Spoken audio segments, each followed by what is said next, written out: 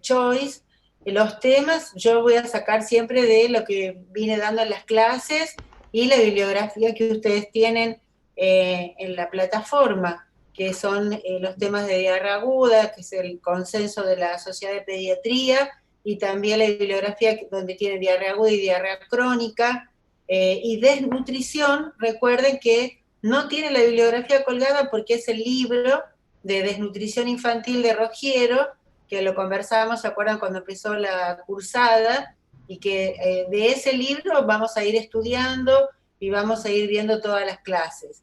Así que de desnutrición no le puse bibliografía en la plataforma porque el libro lamentablemente no está para subirlo, o por lo menos yo no lo pude encontrar, pero sí lo tienen porque lo tienen los compañeros, lo pueden comprar, o sea, se puede adquirir y de ahí van a estudiar. ¿Alguno de ustedes lo tiene ya el librito de desnutrición infantil? Sí, profe, nosotros lo tenemos en PDF. Cualquier cosa que algún chico necesite, se lo mandamos, que pasen el mail. Ah, bueno, y si ustedes lo tienen en PDF y alguno me lo quiere enviar a mí al mail, yo lo puedo subir a la plataforma el libro. Y así ya se lo dejo para todos. Bueno, profe, pase el mail y yo se lo envío. Bueno, ahí, te lo dicto. AM Costa 38 @hotmail.com.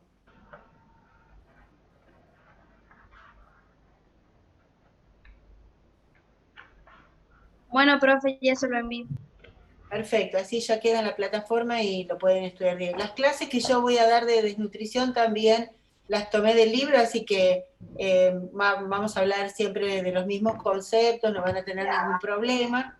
E incluso en el libro está lindo porque la primera parte tienen todo el repaso sobre cómo hacer los cálculos de crecimiento y desarrollo, cómo hacer los cálculos para las dietas, todas las fórmulas, así que eso también les va a servir. O sea que ahí es muy completo. Bueno, empezamos así, no se nos hace tarde porque son varios los temas, así podemos seguir con lo que estábamos viendo la clase pasada. Bien. ¿Se acuerdan dónde habíamos dejado? Sé que vimos toda la parte de alergia alimentaria. Ay, estoy compartiendo desnutrición, perdón. Acá está.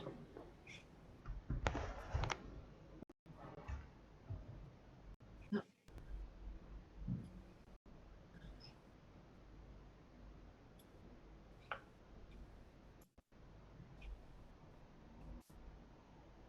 ¿No se comparte? No, ¿no? Diarrea crónica no lo ven, ¿no? No, profe. A ver.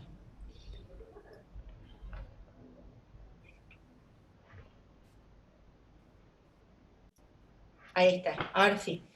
Bien, habíamos visto todo lo que era alergia alimentaria, ¿no es cierto? Y no me acuerdo si habíamos visto malabsorción de hidratos de carbono.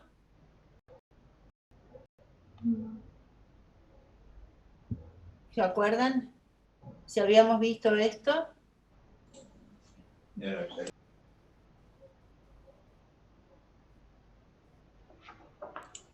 No, profe, no vimos No. eso. Bien, sí, habíamos dejado en alergia alimentaria, habíamos terminado todo lo de alergia alimentaria y ahí habíamos dejado. Bueno, entonces vamos a empezar ahora con la mala Vimos hasta absorción de hidratos. estudios, profe. ¿Hasta estudios? Ah, bien, Sí. o sea que no. A ver.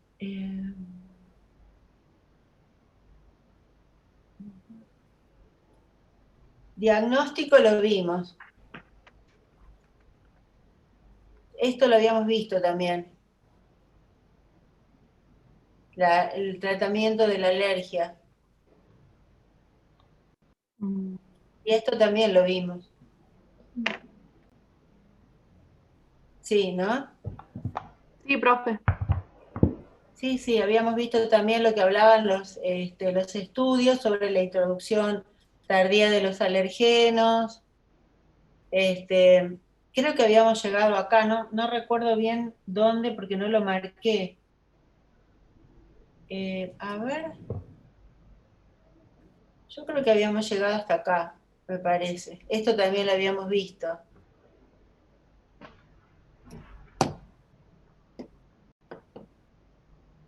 A ver.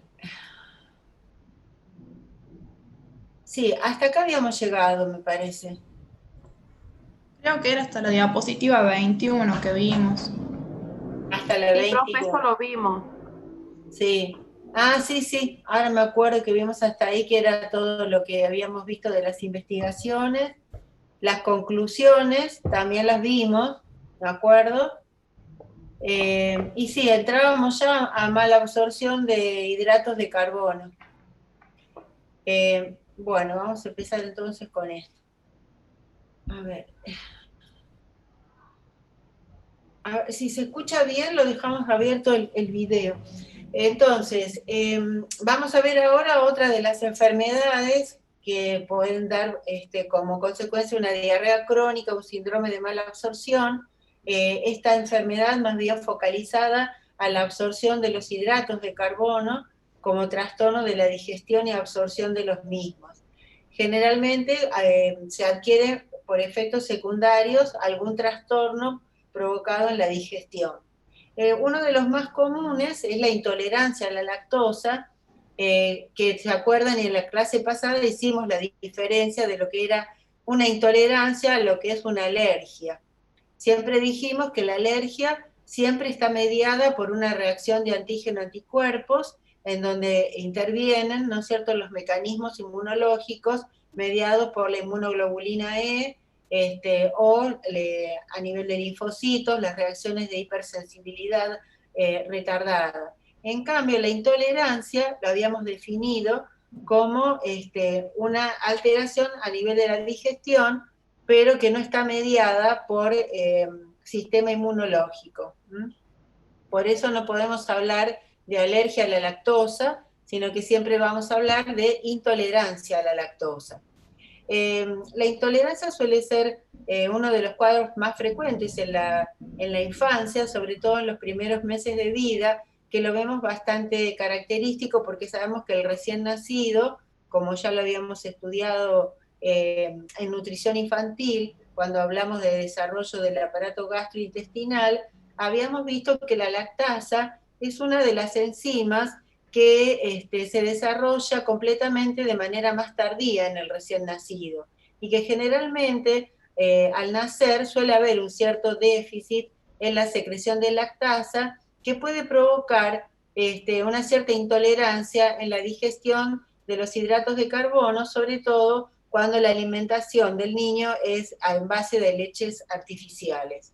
Este déficit de lactasa podríamos decir que es relativamente esperable en un recién nacido, en el primer mes de vida o en los primeros 2 meses, pero que luego sabemos perfectamente que la secreción de lactasa suele ser normal y no tiene por qué haber ninguna alteración en la digestión.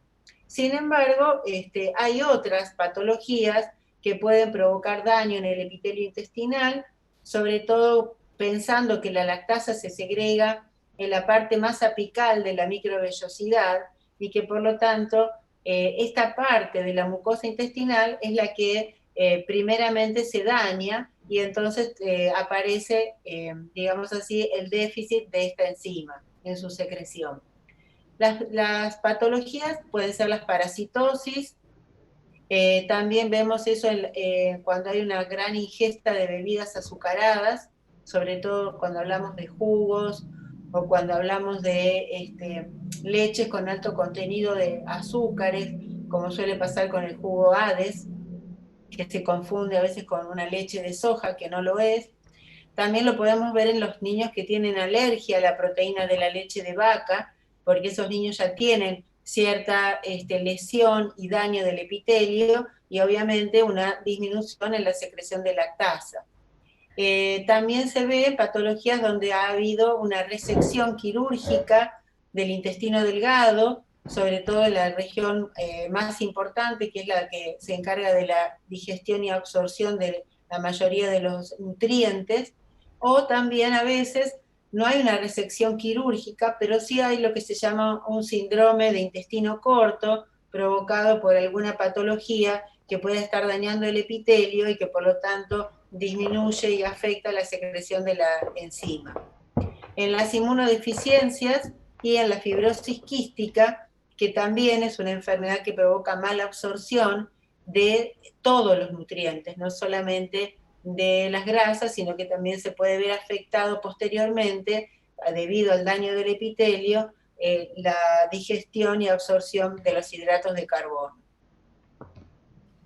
Bien, dentro de las alteraciones en la malabsorción en la absorción de los hidratos de carbono tenemos los defectos congénitos. Estos se caracterizan porque hay un déficit congénito que viene ya, digamos, se manifiesta desde el primer momento del nacimiento, en donde hay déficit en la secreción de las disacaridasas o anormalidades en los transportadores encargados de transportar a través de la célula los hidratos de carbono, o sea, las moléculas, ¿no? Este déficit congénito se puede ver, por ejemplo, en enzimas como la sucrosa isomaltosa, déficit congénito de lactasa, glucoamilasa, aunque son poco frecuentes, hay que tenerlos en cuenta, porque pueden estar presentes y pueden ser, digamos, la primera manifestación de una intolerancia a la lactasa, por ejemplo. La intolerancia primaria a la lactosa, la forma congénita, como bien decíamos recién, es bastante rara, al igual que las anteriores disacaridasas, pero se suele manifestar, como en todas, con diarrea, una diarrea bastante importante, que incluso no permite la alimentación con leche de madre, porque como sabemos, la lactancia en la leche de madre también hay lactosa, y al haber un déficit congénito, al no haber secreción de lactasa, tampoco puede ser absorbida. En las formas tardías, puede haber formas tardías de este déficit congénito, pueden aparecer a partir de los 6 años de edad, e incluso se pueden manifestar también hasta la edad adulta. Siempre los síntomas son iguales en todas las intolerancias: dolor abdominal, cólicos muy intensos, meteorismo, deposiciones desligadas, algunas explosivas, periodos de diarrea o constipación, y cuando hacemos el análisis diagnóstico en materia fecal, vamos a encontrar que hay un aumento importante de la acidez a nivel de la materia fecal, producto de la excreción abundante de hidratos de carbono transformados en ácidos que disminuyen el pH. Y es una manera de hacer el diagnóstico. Bueno, como bien dije, el diagnóstico de esta mala absorción de hidratos de carbono lo hacemos a través de la medición del pH en materia fecal, que suele ser menor de 6 y que indica un aumento en la producción de ácidos y sustancias reductoras, el test de hidrógeno expirado, en el cual también vamos a encontrar niveles elevados de hidrogeniones en el aire expirado de la persona, del niño, y la prueba de suspensión, o sea, suspendemos los hidratos de carbono y observamos la mejoría en el paciente. Obviamente, para el diagnóstico definitivo, si nosotros sospechamos de que se trata de un déficit congénito de alguna de las disacaridasas, necesitamos, por supuesto, realizar el dosaje en sangre de las mismas para poder confirmar el diagnóstico. Tratamiento para esta patología: suspender, obviamente, el hidrato de carbono que no puede ser absorbido. Para eso también tenemos que conocer cuál es el déficit, cuál es la disacaridasa que puede no estar presente, o a veces puede ser más de una. También en el caso de la lactasa, suministrar fórmulas sin lactosa, que es muy importante, y reemplazar ese hidrato de carbono por otros. Bueno, otra causa de diarrea crónica muy frecuente en nuestro país es la parasitosis. Según la Organización Mundial de la Salud, la parasitosis es una de las principales causas de diarrea crónica, producto, por supuesto, en los países en vías de desarrollo, de la pobreza, la falta de, digamos así, de recursos sanitarios correctos que llevan a la contaminación de los suelos y fundamentalmente del agua, que es uno de los transportadores más frecuentes de las parasitosis. La parasitosis, al provocar una diarrea crónica, como ya sabemos por su definición que es prolongada y lleva a una mala absorción prolongada, termina dando una desnutrición, lo cual es una de las complicaciones más frecuentes y las que producen morbilidad.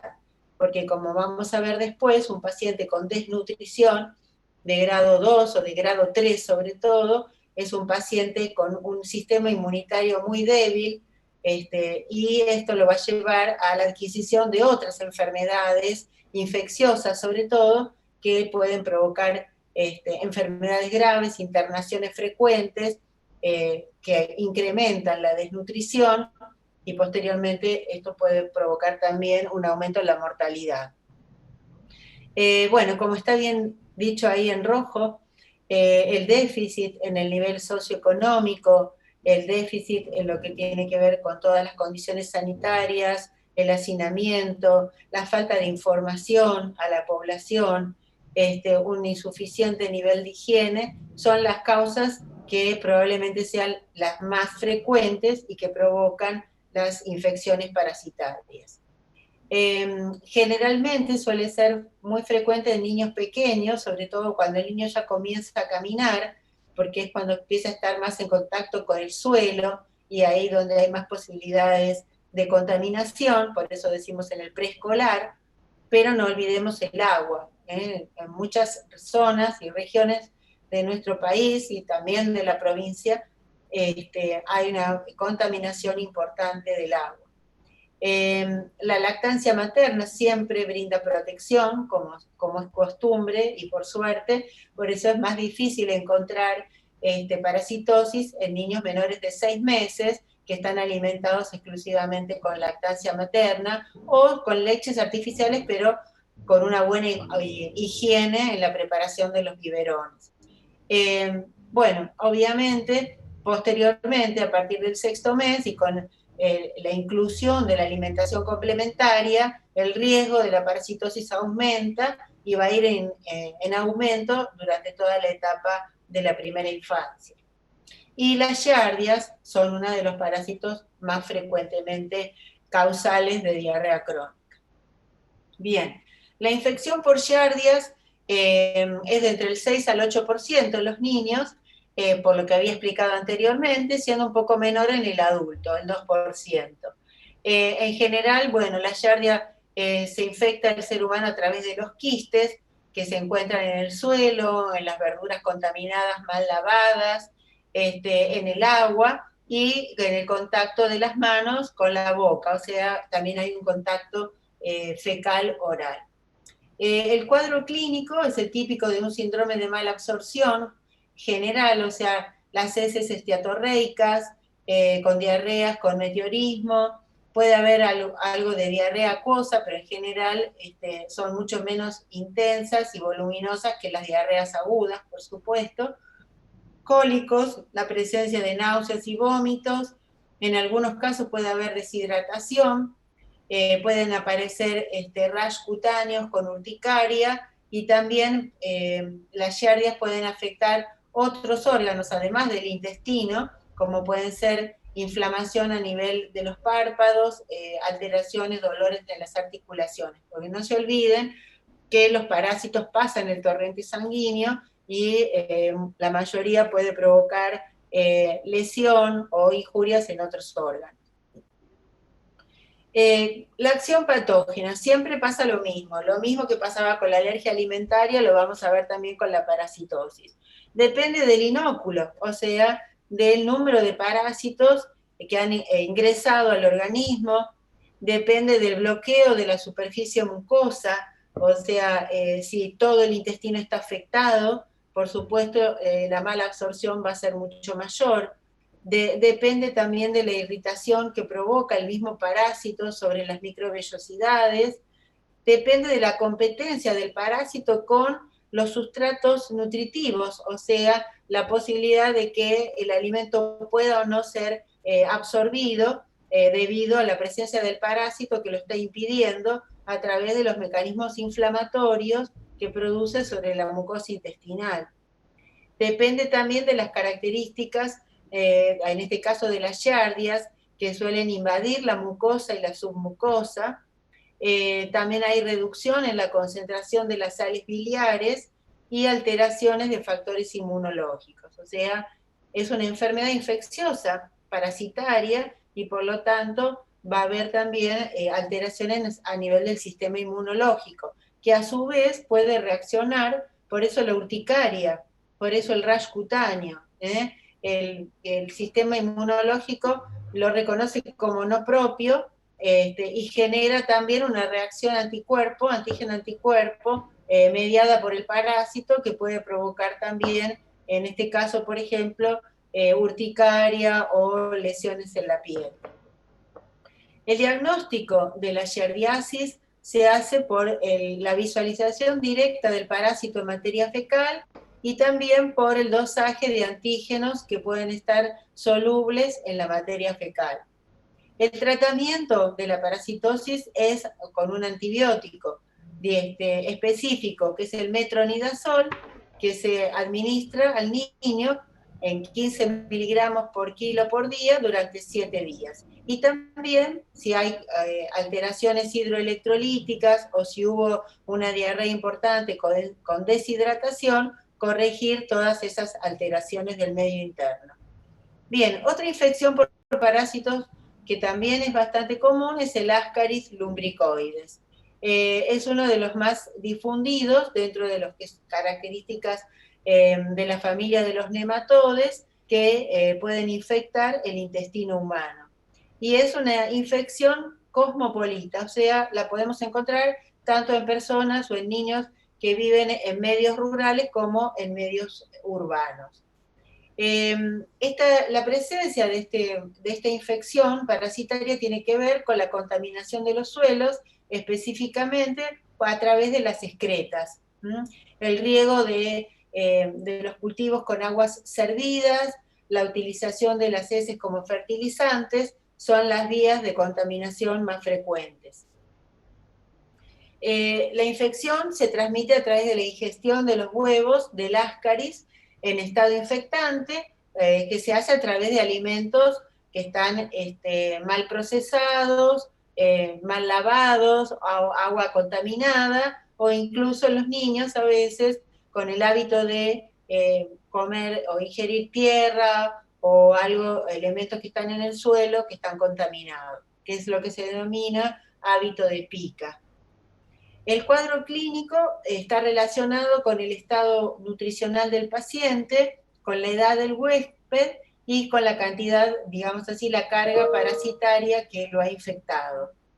En general, obviamente, si el paciente es un desnutrido, va a estar mucho más afectado en su cuadro clínico, y el mecanismo de acción del parásito tiene varios mecanismos: una acción exfoliadora, una acción traumática e infecciosa sobre la mucosa intestinal, una acción tóxica que también puede generar reacciones inmunológicas, una acción mecánica, que es la que obstruye, ¿no es cierto?, y a nivel de la mucosa e impide la absorción de los nutrientes, y el trastorno de la migración de las larvas, porque estas también migran al torrente sanguíneo y se pueden alojar en otros órganos.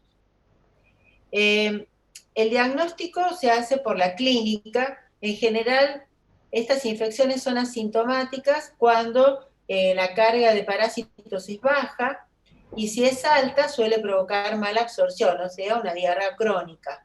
En algunos casos incluso puede generar síndromes quirúrgicos de obstrucción intestinal, con cuadros que son compatibles con abdomen agudo quirúrgico. Con respecto a la migración de las larvas, ahí podemos tener síntomas clínicos, por ejemplo, a nivel del pulmón, porque la larva se aloja en los pulmones y puede provocar neumonitis o hemorragias pulmonares. A nivel de la piel puede generar reacciones inmunológicas con urticaria, puede dar origen a fiebre, cefaleas y dolores musculares, de acuerdo al lugar donde se haya alojado. En el laboratorio también hacemos el diagnóstico a través del examen directo de las heces, en donde encontramos los huevos de Ascaris, y el tratamiento se hace también con un antiparasitario, como es el mebendazol, 200 miligramos por día durante 3 días. ¿Vamos bien hasta acá? Pregunto a la audiencia. Chicos, Sí, profe. Sí, profe. Sí, profe. cualquier pregunta me interrumpen cuando quieran, ¿eh? Bien, otra enfermedad que provoca diarrea crónica y que ustedes la deben haber estudiado ya en fisiopatología del adulto es la enfermedad inflamatoria intestinal crónica. Esta enfermedad incluye dos entidades específicas que son la colitis ulcerosa y la enfermedad de Crohn. En general, bueno, la enfermedad inflamatoria crónica suele debutar en un 25% de los niños antes de los 20 años, haciendo un pico entre los 10 y los 14 años. Es una enfermedad que se caracteriza más de el puber, el prepuber y el adolescente. Se asocia generalmente a la ingestión de comidas rápidas, muy característico de esa edad. También hay alguna relación con la vacunación BCG, la vacunación antisarampionosa, el tabaquismo y un medio ambiente hiperestéril, que serían aquellos niños que se manejan en un medio ambiente hogareño extremadamente estéril o limpio y no tienen, digamos, o sea, un poco como una burbuja, ¿no?, que les impide ese contacto paulatino, continuo y directo con todos los contaminantes, con todas, digamos así, las diferentes bacterias o microbios que puede haber en el medio ambiente, que son necesarios que el organismo los conozca y los reconozca para evitar entonces una reacción de tipo inflamatoria como esta, por ejemplo. Por supuesto, la lactancia materna siempre brinda protección. Bien, ¿cuál es el cuadro clínico? Acá en este cuadrito podemos analizarlo, igual ustedes esto lo tienen en la bibliografía. Vamos a ver cómo es la histología, o sea, cuál es el daño que provoca cada una de las enfermedades en la mucosa intestinal, dónde se localiza dentro del aparato gastrointestinal y cuál es la clínica que tiene. La colitis ulcerosa suele producir úlceras y hemorragia y edema a nivel del epitelio de la mucosa intestinal. A diferencia, la enfermedad de Crohn suele ser un trastorno más crónico, que una vez que se instala, no solo afecta a la mucosa intestinal, sino que es transmural. Puede afectar la submucosa y además suele ser discontinuo, o sea, hay zonas de intestino que están indemnes, que están sanas, con zonas de intestino que están muy afectadas, como si fueran parches. Respecto a la localización, la colitis ulcerosa suele afectar más el colon izquierdo, es una pancolitis, a diferencia de la enfermedad de Crohn, que puede afectar cualquier porción de lo que es el aparato gastrointestinal, desde la boca hasta el ano, siendo la región más afectada el ilion terminal en un 70%, y luego el colon y la región perianal. Pero es como más generalizada la localización clínica. Respecto a los síntomas, vamos a ver que en la colitis ulcerosa es más frecuente la diarrea con pus y sangre, dolor abdominal intenso y pérdida de peso. Puede haber incluso alteraciones hepáticas asociadas a esta enfermedad y tienen reagudizaciones periódicas. En general, tiene periodos de remisión y algunos periodos en donde la enfermedad se reagudiza, generalmente por algún factor ambiental, algún factor alimentario o también algún factor emocional.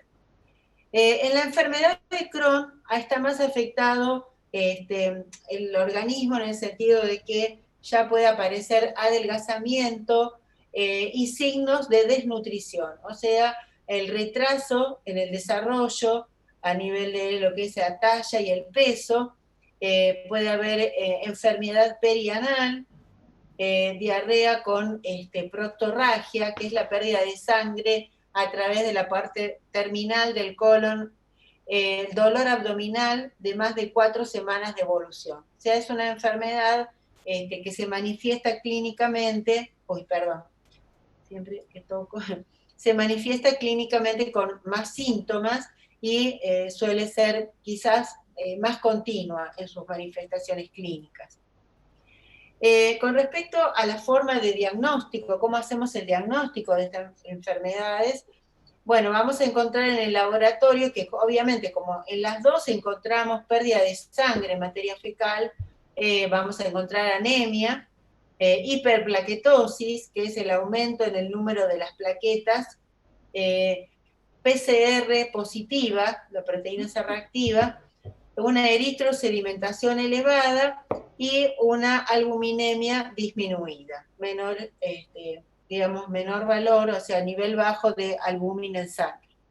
Los estudios radiológicos que podemos hacer para conocer las características, digamos así, de la enfermedad son el colon por enema, la tomografía computada, ecografía de abdomen, resonancia magnética de intestino, colonoilioscopía, endoscopía e histología. Cada uno de estos métodos diagnósticos radiológicos nos brindan distinta información respecto a las características en las que se encuentra el epitelio gastrointestinal, y algunos con más detalle y más profundidad que otros, pero todos son importantes. La colonoilioscopía es un procedimiento en el cual uno puede analizar de cerca las características enfermas de la mucosa intestinal, las lesiones que aparecen y poder hacer el diagnóstico diferencial entre la colitis ulcerosa y la enfermedad de Crohn, además de la clínica, por supuesto. Lo mismo en la endoscopía y luego el análisis de la biopsia que se toma, de las muestras que se toman de intestino, se hace un análisis histológico para poder caracterizar ya específicamente de qué enfermedad se trata. El pronóstico. ¿Qué es PCR? Proteína C dijo? reactiva. Proteína C reactiva, que es un marcador también que se utiliza de enfermedad, ¿no es cierto?, que nos puede dar positivo, es bastante inespecífico, obviamente lo pedimos, pero tenemos que sumarle los otros estudios de laboratorio y especialmente las imágenes y la biopsia finalmente. El pronóstico de la enfermedad varía. En la enfermedad de Crohn generalmente se presenta clínicamente como más severa en los niños y en los adolescentes que en los adultos. Suele provocar, como bien vimos, un impacto en el crecimiento y en el desarrollo del niño, llevándolo a la desnutrición si no se realiza el tratamiento adecuado. Las pacientes suelen tener recaídas, incluso puede haber complicaciones importantes como la perforación del intestino, la aparición de fístulas o de zonas de estenosis. Con respecto a la colitis ulcerosa, en general suele ser de una evolución moderada, no tan grave, suele permitir una calidad de vida mejor, dependiendo, por supuesto, del grado de adherencia de la persona, del niño, en este caso del adolescente, al tratamiento, y también de la posición emocional que tienen frente a la enfermedad. O sea, estas enfermedades son autoinmunes, son enfermedades que, digamos así, todo lo que tiene que ver con la posición psicológica del niño, el desarrollo de sus emociones también intervienen en la aparición de la enfermedad, en las recaídas. Por eso también es importante que haya un tratamiento multidisciplinario con psicólogo o psicopedagogos. Hay que detectar cuál de los eventos, digamos así, emocionales del niño puede estar también influyendo en las recaídas. Entonces, si hay algo que tiene que ver con la escolaridad, por ejemplo, con su desempeño en la escuela, con su, digamos así, convivencia dentro del marco de lo que es la escuela, también hay que tratarlo y abordarlo con psicopedagogos o psicólogos. El tratamiento en realidad está enfocado a disminuir la inflamación, que es la que provoca todo este tipo de complicaciones. Como antiinflamatorios se utilizan los corticoides y los aminosalicilatos. También en el caso de que se detecte complicaciones como las infecciones, se utilizan antibióticos, y en el caso de la enfermedad de Crohn, por ejemplo, que tiene un componente inmunológico también importante, se pueden utilizar terapias biológicas como los anticuerpos monoclonales. Bien. ¿Cuál es el tratamiento nutricional en este tipo de patologías? ¿Cuál es el objetivo del tratamiento nutricional? Primero, que sea la terapia primaria. O sea, el tratamiento nutricional en realidad es el tratamiento de estas patologías. Lo ideal es no llegar a tener que usar antiinflamatorios, terapias biológicas, sino lograr la remisión de la enfermedad a través de un buen tratamiento nutricional, que este tratamiento nutricional tenga continuidad en el tiempo para permitir también una buena calidad de vida y evitar las recaídas. Y especialmente también prevenir la desnutrición, o sea, que se instale un síndrome de mala absorción prolongado que lleve a la desnutrición. Remisión de la enfermedad, cuando hay para llevar a la remisión de la enfermedad, podemos usar en ese momento en que estamos frente al síndrome de mala absorción, fórmulas poliméricas elementales para facilitar la absorción de los nutrientes como alimento exclusivo, y se pueden realizar tratamientos de 4 a 6 semanas. En el caso de que el paciente esté muy comprometido, estas fórmulas se pueden pasar por sonda orogástrica o por goteo continuo, de acuerdo a la tolerancia.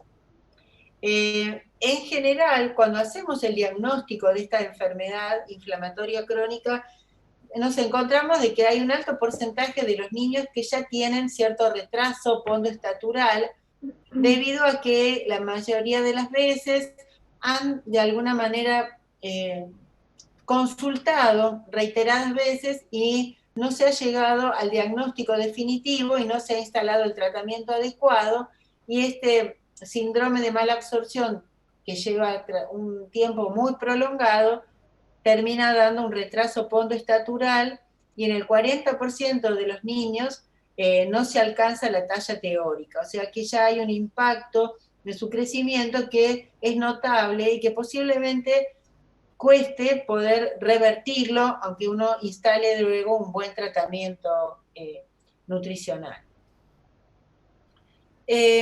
¿Cuáles son las causas que provocan desnutrición en la enfermedad inflamatoria crónica? La disminución de la ingesta, o sea, no hay apetito, no hay ganas de comer, inducida por la propia enfermedad, porque el paciente come un alimento que obviamente no es el que corresponde y sufre de dolor abdominal, sufre de diarrea crónica, o sea, sufre de diarrea, termina de comer y empieza, y ahí nomás tiene diarrea, sensación de cólicos, alteraciones del gusto, porque hay un déficit de zinc producido por el mismo síndrome de mala absorción, y además hay una saciedad precoz, o sea que el volumen de la comida es escaso. También hay alteraciones hormonales a nivel de la somatotrofina, la insulina, la folícula estimulante, la luteinizante, todas estas hormonas que son responsables del crecimiento, son responsables de la maduración sexual, son responsables de actuar sobre el cartílago de crecimiento. Entonces, esto también influye y provoca, es una de las causas de desnutrición Aumento de las pérdidas intestinales, como ya dijimos, la misma diarrea crónica provoca pérdida de proteínas, pérdida de electrolitos, de minerales, sangrado, llevando a la anemia. Bueno, la mala absorción, que provoca a su vez sobredesarrollo bacteriano, con episodios de infecciones gastrointestinales, déficit de sales biliares, una gran disminución de la superficie absortiva, aumento de los requerimientos nutricionales, porque el paciente suele tener periodos de enfermedades como fiebre, sepsis, y esto lleva a un mayor catabolismo, una mayor necesidad de energía, de calorías, que a la vez no es posible porque tiene, digamos, todos los otros elementos que le impiden una buena ingesta. Y finalmente las interacciones con los fármacos, porque los corticoides, la sulfasalacina, que también actúa como antiinflamatorio, la colestiramina, también interfieren en la absorción de los nutrientes, lo cual tampoco es muy positiva en este caso. Bien. Se me fue. Antes de pasar a la enfermedad fibroquística, entonces, ¿qué pasa acá? Acá. Bien, entonces eso sería, digamos, como corolario final de lo que es la enfermedad inflamatoria crónica, tener en cuenta fundamentalmente que el diagnóstico tiene que ser precoz, pensar en una enfermedad inflamatoria crónica cuando estamos frente a un niño mayor de 10 años con síntomas de síndrome de mala absorción, con signos y síntomas clínicos de diarrea crónica, buscarla la enfermedad, buscarla a través del diagnóstico, de las pruebas, de los estudios, y tratar de instaurar lo antes posible la modificación de la dieta que corresponde para que la enfermedad deje de ser clínicamente activa y pueda llegar a un periodo de remisión lo antes posible. Bien, ahora sí vamos a la enfermedad fibroquística. La enfermedad fibroquística es una enfermedad congénita, es hereditaria, multisistémica, que afecta a niños y adultos y que la fisiopatología se caracteriza especialmente por la obstrucción y las infecciones de las vías respiratorias y también a nivel de lo que es la mala digestión a nivel intestinal. En realidad la enfermedad es autosómica recesiva, es más frecuente en la raza blanca, y la causa más frecuente de enfermedad, o sea, la complicación más frecuente de la enfermedad fibroquística es la enfermedad pulmonar crónica y la insuficiencia pancreática, exócrina, porque lo que afecta es a nivel de todo lo que es el sistema de secreción exócrina a nivel del páncreas, de las glándulas sudoríparas también, y a nivel de todo lo que es el sistema de las glándulas de secreción a nivel pulmonar. Esta enfermedad se manifiesta inmediatamente después del nacimiento y durante los primeros años de vida se hace el diagnóstico. La afectación es de 1 cada 3.500 recién nacidos vivos. El gen de mutación es el RTFQ, que es el responsable de la elevada incidencia a nivel, sobre todo en los países del norte de Europa, en donde se ve mayor incidencia en esa población. Bueno, ¿cuál es la fisiopatología de la enfermedad? La enfermedad se desarrolla a través de 4 factores fundamentales, que es la incapacidad de eliminar las secreciones mucosas, la escasez de agua que tienen las secreciones mucosas del organismo, el elevado contenido de sal que aparece en el sudor como consecuencia de la baja concentración de agua que tiene, y no solo en el sudor, sino en todas las secreciones de todas las glándulas exócrinas del organismo. Y la aparición de las infecciones crónicas, sobre todo a nivel de la vía respiratoria. Entonces, la conclusión es que hay una incapacidad para secretar sal del epitelio de la vía respiratoria y secundariamente no secreta ni sal ni agua, es muy baja. Y hay una reabsorción excesiva de la sal y del agua. Por lo tanto, esto trae como consecuencia que las secreciones eliminadas a nivel del aparato respiratorio tienen una poquísima cantidad de agua, una insuficiente cantidad de agua, y entonces son muy espesas, son muy viscosas y tienen una alta concentración de sales. Esto hace que las cilias, todo lo que es el mecanismo mucociliar, que es el encargado de eliminar las secreciones de la vía respiratoria, del árbol respiratorio, le resulta muy difícil eliminarlas a estas secreciones porque son muy espesas, ¿no?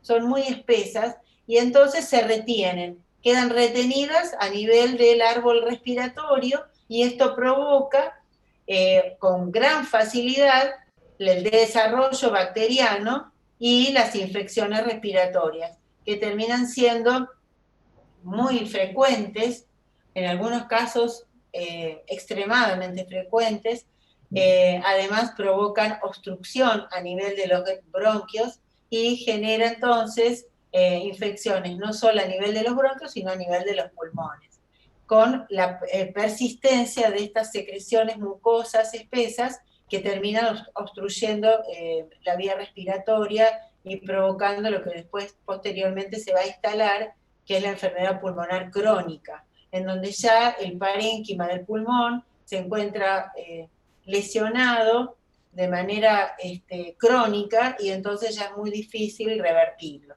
Son pacientes que en el transcurso de sus primeros años de la vida sufren reiteradas y continuas infecciones pulmonares que pueden ser desde bronquitis hasta neumonías graves, y eso inevitablemente va a llevar a un daño del parénquima pulmonar, va a llevar a una disminución en la luz de las bronquios, con la aparición de lo que llamamos enfermedad pulmonar crónica, que es una enfermedad que se caracteriza por eso, por infecciones reiteradas, por trastornos a nivel de la ventilación y de la perfusión a nivel pulmonar, que es lo que quizás podríamos llamar también, o lo vemos, un cuadro clínico similar en el paciente asmático de larga evolución, por ejemplo.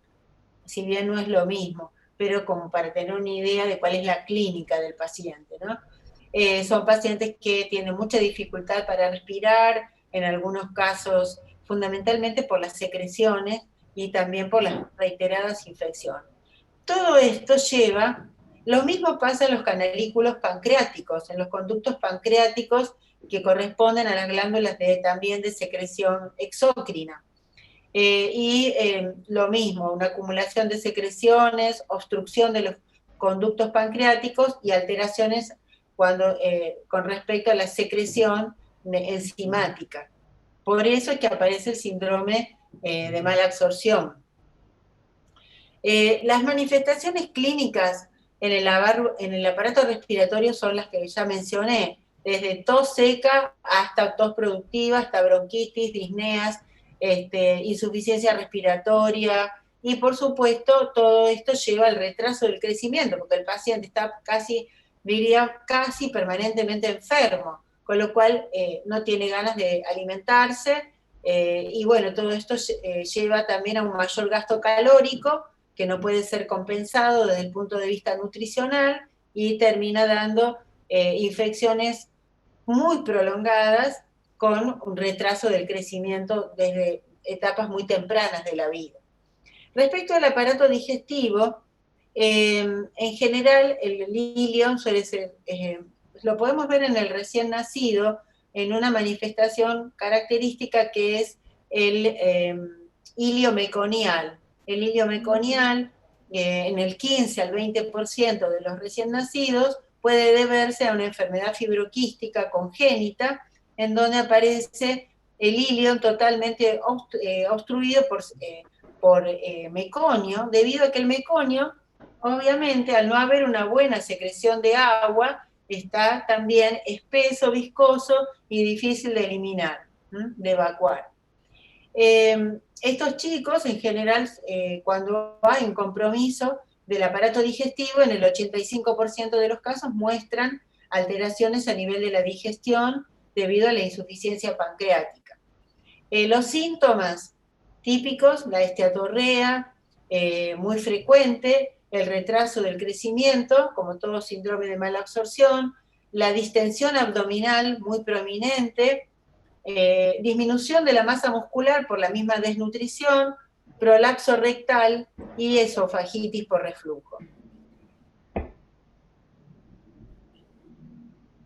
En el páncreas, las manifestaciones van a ser la insuficiencia pancreática crónica en cuanto a lo que es la secreción de todas las enzimas, la hiperglucemia en una segunda etapa, puede aparecer hiperglucemia porque empiezan a afectar también a las glándulas de secreción interna del páncreas, y glucosuria como manifestaciones de una diabetes que se está manifestando después de los 10 años de edad aproximadamente.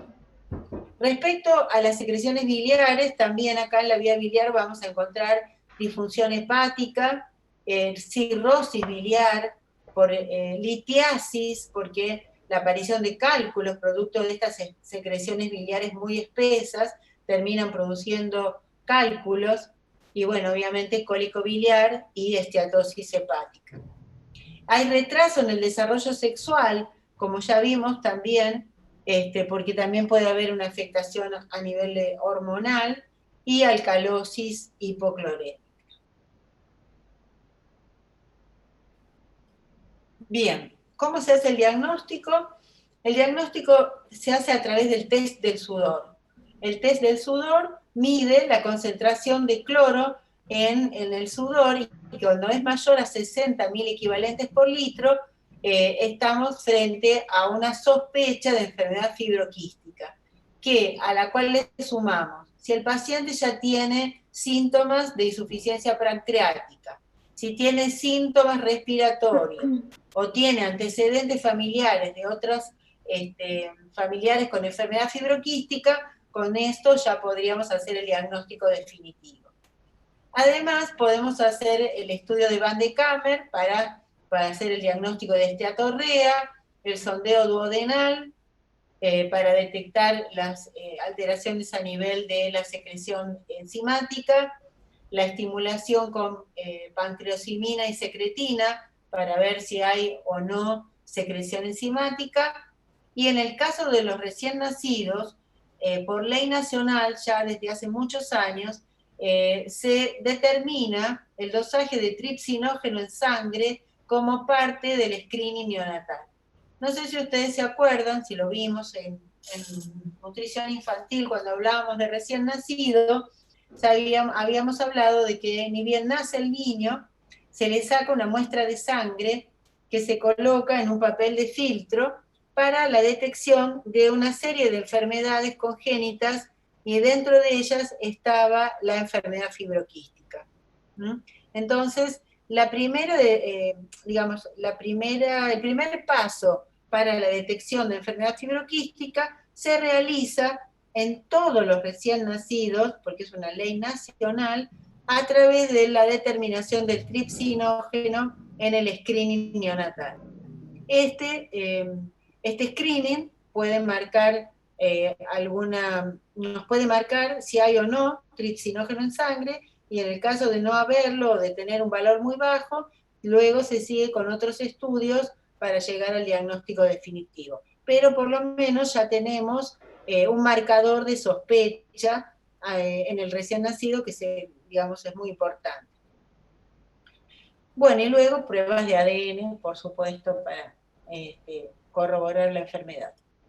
Bien, ¿cuál es el tratamiento nutricional en el caso de la fibrosis quística?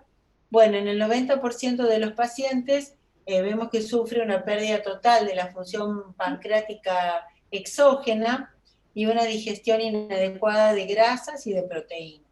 Por lo tanto, en la dieta, por suerte, hace ya muchos años, tenemos las enzimas pancreáticas que le aportamos en forma oral al paciente, y de esa manera evitamos la mala absorción intestinal. Las enzimas pancreáticas nos permiten entonces que los pacientes puedan tolerar dietas con cantidades normales de grasas, sobre todo, y que puedan tener una buena absorción de nutrientes. Y de esa manera también evitamos la malnutrición. Por supuesto, las necesidades calóricas de un paciente con enfermedad fibroquística es mucho mayor a la de un paciente normal de la misma edad.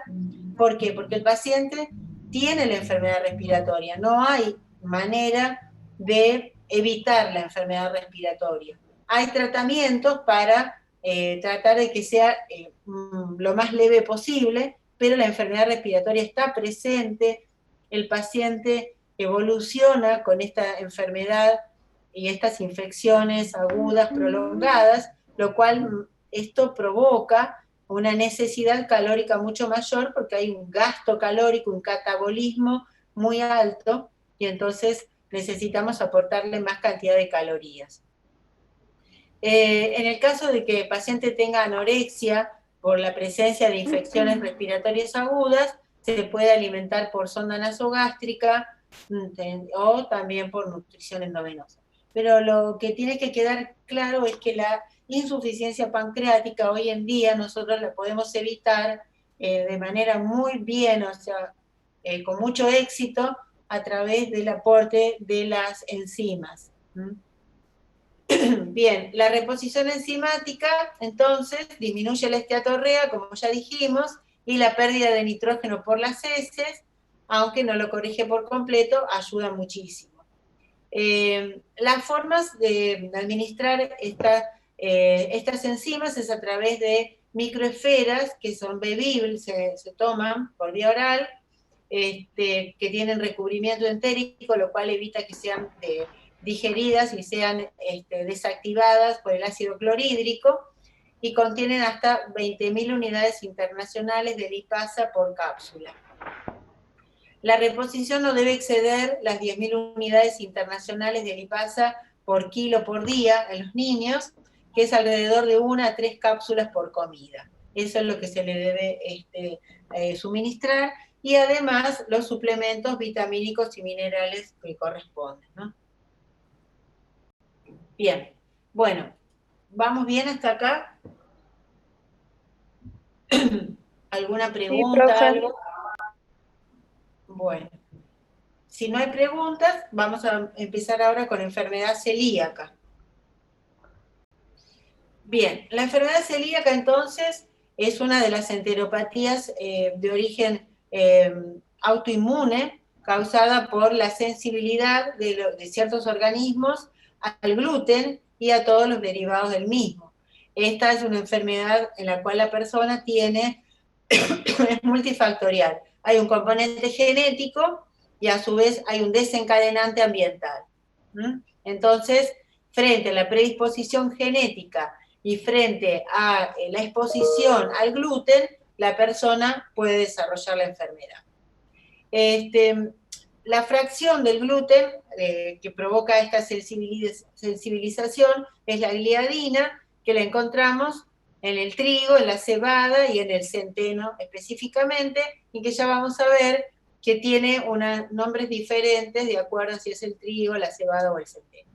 La presentación de la enfermedad se suele dar entre los 6 meses y los 2 años de vida, que es la etapa en que el niño ya empieza a tener contacto con este tipo de proteínas, porque previamente no lo tenemos en lo que tiene que ver con la alimentación láctea.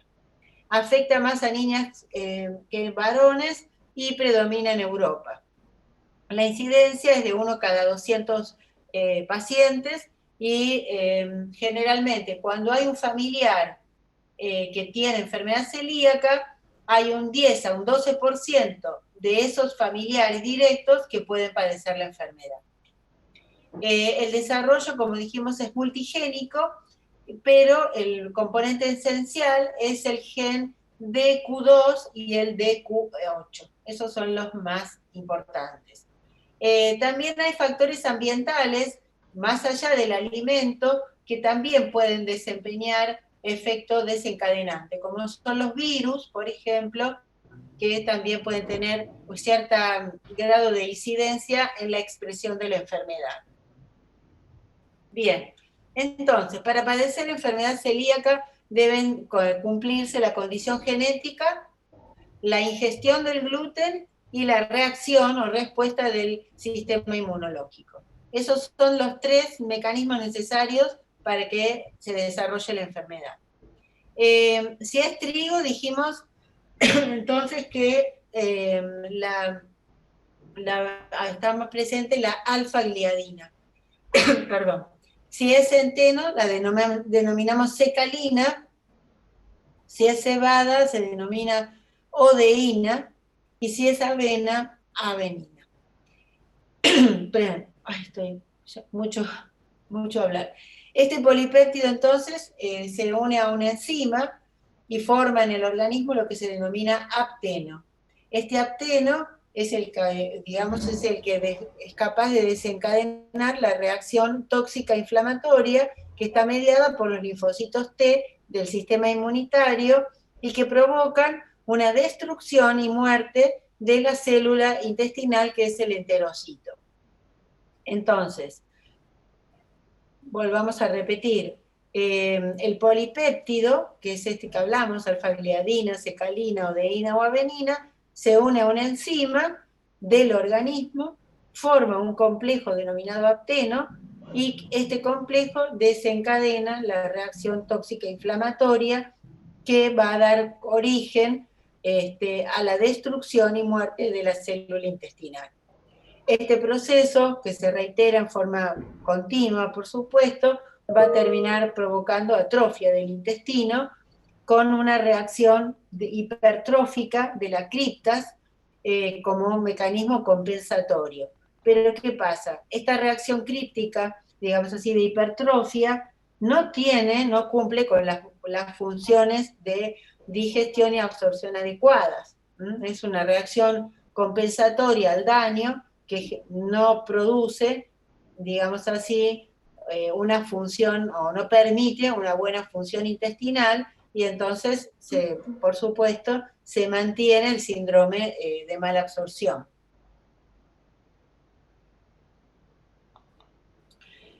Las formas clínicas de la enfermedad celíaca tenemos la forma sindromática, que es la más característica, la cual se manifiesta con todos los síntomas de mala absorción, diarrea, desnutrición y distensión, las 3D. Es la forma florida en que se manifiesta la enfermedad y tiene las 3D, diarrea, desnutrición y distensión, porque el abdomen está muy globuloso. Esta es la más característica de la primera infancia, como dijimos, entre los 6 y los 2 años, 6 meses a 2 años.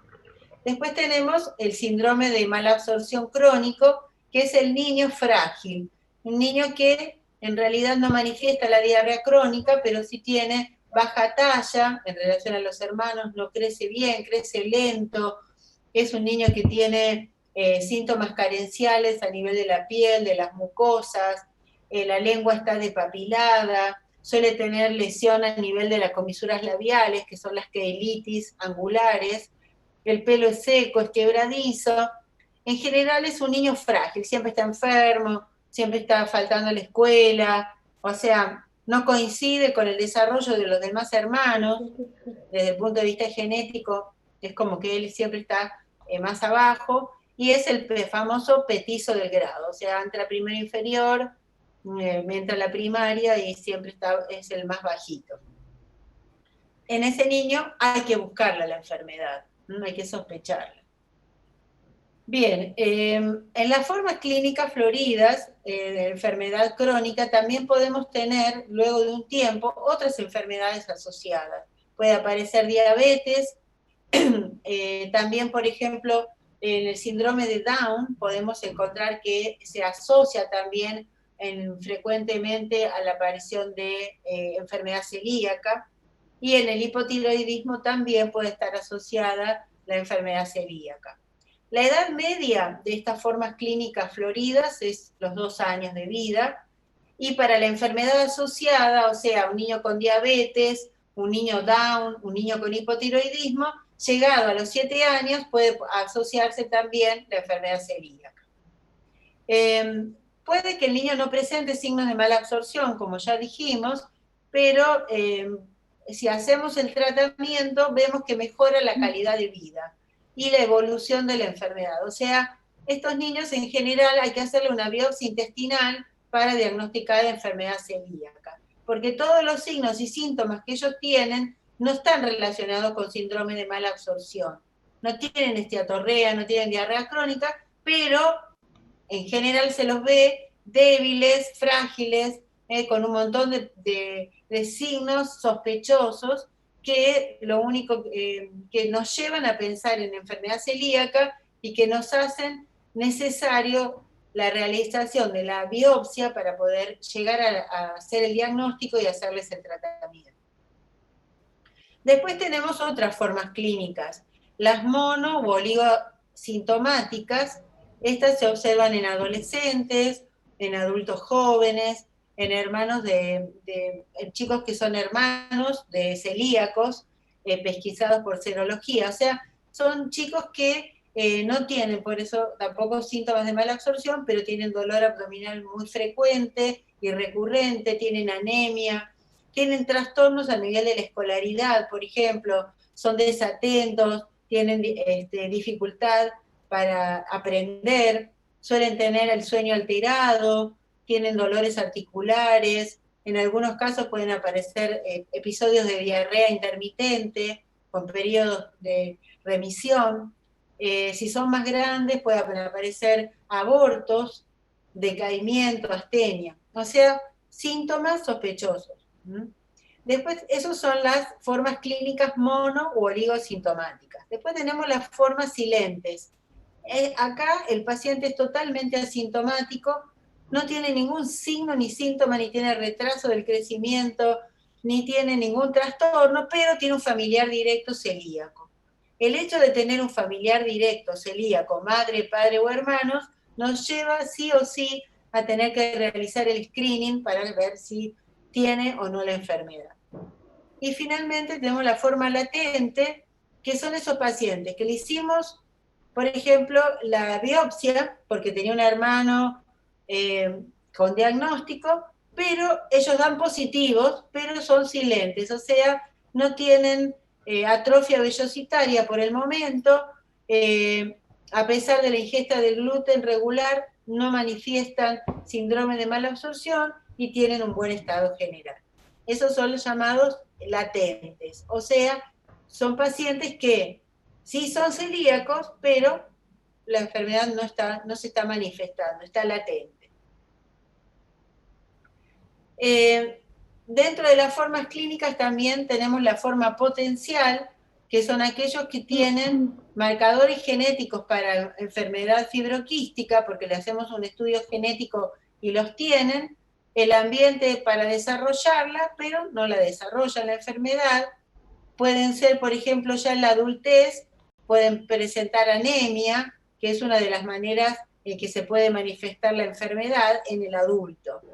O sea, son pacientes que durante toda su vida, desde niño, han tenido todas las características, digamos así, genéticas para ser celíacos, no lo han manifestado en su niñez ni en la adolescencia, pero llegado a la edad adulta, por ejemplo, suelen estar pacientes con astenia, con decaimiento, y bueno, y aparece la anemia. Una anemia que no tiene otras causas, entonces hay que buscar celiaquía. Es muy común, hoy en día se ve bastante en el adulto que tiene reacciones alérgicas, que tiene muchos síntomas cutáneos, que tiene anemia, que tiene trastornos menstruales en las mujeres, y que luego se hace la biopsia y se hace el diagnóstico de enfermedad celíaca, ¿no? Bien, otra de las formas de diagnóstico de la enfermedad celíaca, además de la biopsia intestinal, de intestino delgado, es el dosaje de anticuerpos. Los más característicos son los anticuerpos antiendomicio y antitransglutaminasa. Estos anticuerpos, cuando son positivos, es casi un diagnóstico, casi yo diría 99% certero de enfermedad celíaca. De todas maneras, es importante hacer la biopsia, ¿no es cierto? Bien, tratamiento. El único tratamiento posible es la exclusión del gluten de la dieta. La avena es segura siempre que esté asegurada en su pureza. Los alimentos libres de gluten son los que tienen ausencia total de la proteína, eso es muy importante, porque también hay alimentos que tienen bajo contenido de gluten, pero esos tienen gluten, entonces los pacientes celíacos seguramente les va a dar síntomas. Bien, el tratamiento es muy bueno porque una vez que uno instala el tratamiento el paciente se recupera rápidamente, mejora sobre todo la mineralización ósea, no se olviden que estamos hablando de niños en pleno crecimiento, y se invierte totalmente la curva decreciente de desarrollo, ¿no? O sea, comienza a mejorar lo que es la curva de crecimiento y todos los déficits nutricionales. El problema es la adherencia a la dieta, como ustedes ya lo saben, hay muchas formas de transgredir la dieta, también hay mucha confusión con respecto a los alimentos, a veces se confunde porque el alimento parece ser puramente lácteo, pero contiene excipientes con gluten. Bueno, hay que hacer toda una educación familiar muy importante, y a pesar de todo ello hay una falta de cumplimiento que se ve entre el 6 al 37% de los pacientes celíacos, o sea que es bastante elevado. Bien, terminamos con la clase de diarrea crónica. Preguntas, dudas, hacemos un minuto para que me hagan todas las preguntas que quieran.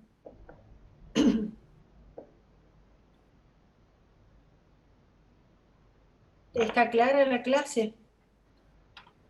¿Les resultó clara? Sí, ¿Se entendió? ¿Todo seguro? Sí, profe. Bueno. Sí, profe. Bueno, entonces voy a dejar de